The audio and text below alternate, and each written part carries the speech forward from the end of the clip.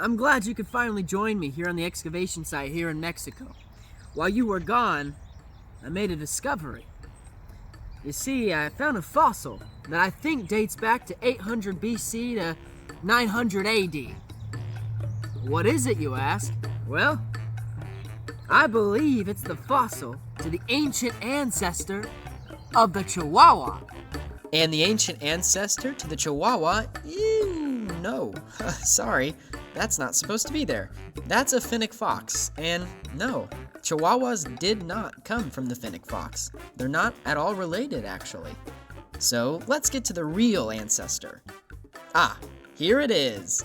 You see, Chihuahuas have come from an ancient dog breed that was a little larger than the modern-day Chihuahua, and they were called Tachichis. Over the course of ancient Mesoamerican history, the Tachichi maintained a special significance in different civilizations. Sculptures, carvings, ancient toys all depict what appears to be Chihuahua-type canines. Both the Maya, which were around for 1800 BC to 900 AD, which is a really long time ago, and the Toltecs, which took over about 900 AD, both had spiritual means for the Tachichi.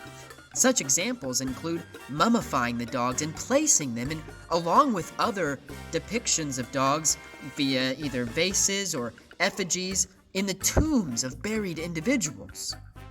Tachichis would even be eaten by royals or priests, but only as spiritual offerings. Because Chihuahua's history goes back so far in the bloodline of the Tachichi, it actually makes the Chihuahua one of the oldest American dog breeds.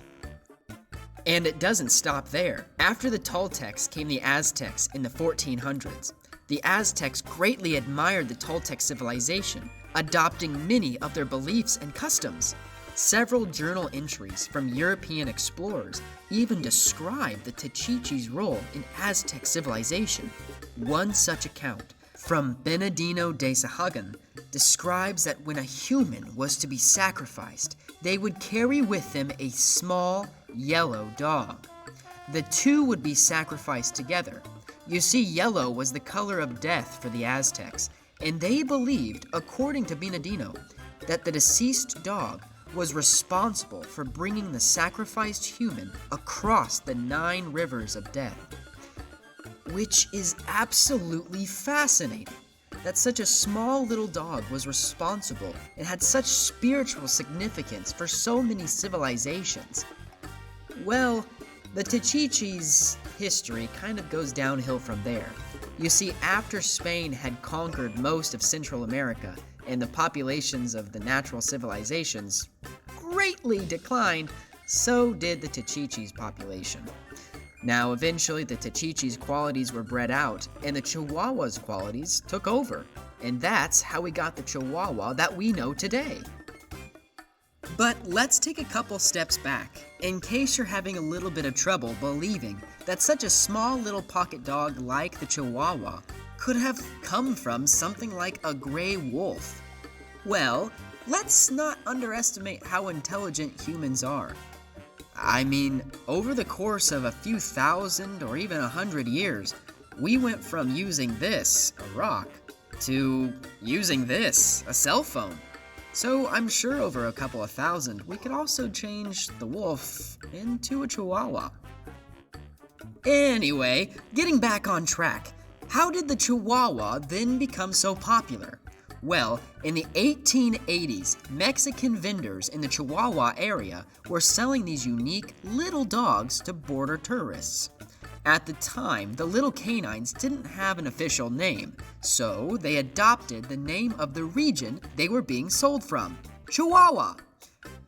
However, the breed interest wouldn't spike dramatically worldwide until, in Mexico in 1890, a famous opera singer, Adelina Patti, performed. And as thanks for performing, the Mexican president at the time, Alberto Rodriguez, gifted her a bouquet of flowers, and inside the bouquet concealed was a tiny Chihuahua puppy. Well, she loved this puppy so much that when she traveled the world, other people saw it and wanted to know where she received it from. Now, of course, it wasn't as easy to hop on a plane and go get yourself a dog back in that time, so it did take some time for the dog to travel around the world. We hope you enjoyed this video, and we would love to see photos of your own Chihuahuas in the comments below.